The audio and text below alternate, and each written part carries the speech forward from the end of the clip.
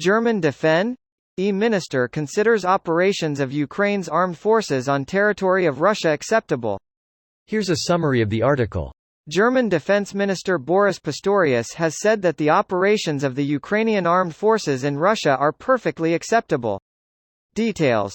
The official states that the situation, in which the attacked country penetrates the enemy's territory during hostilities, for example, to cut off its supply lines, is absolutely normal. As long as cities, civilians, and civilian objects are not attacked, we will have to accept this.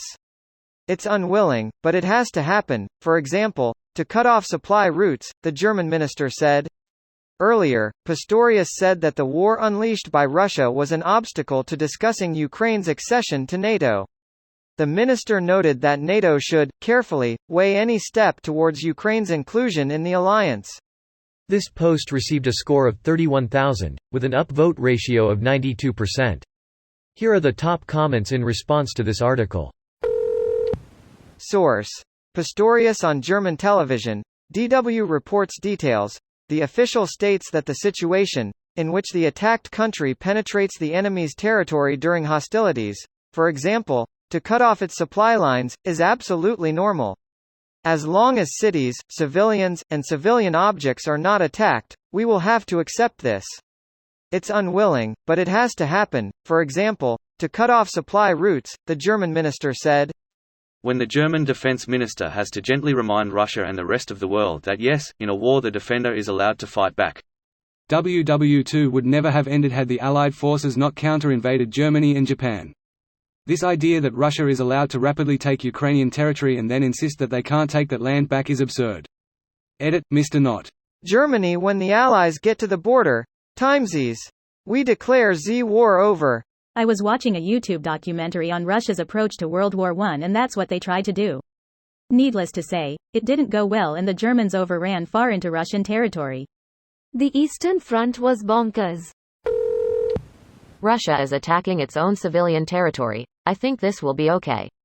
With a government like that who needs other countries as enemies.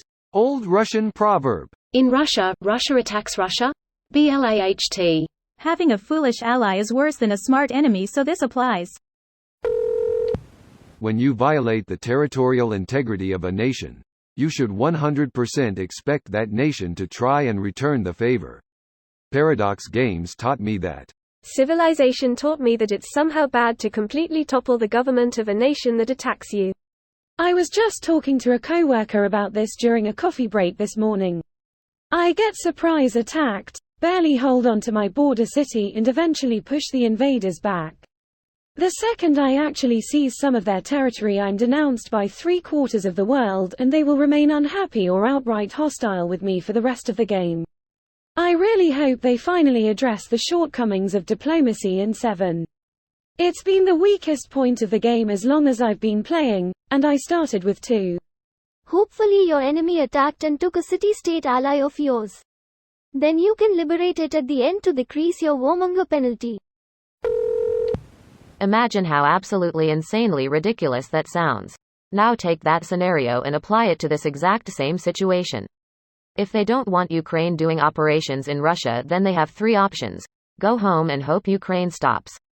Go home and try to negotiate some sort of peace deal. This video was automatically created by Reddit to speech.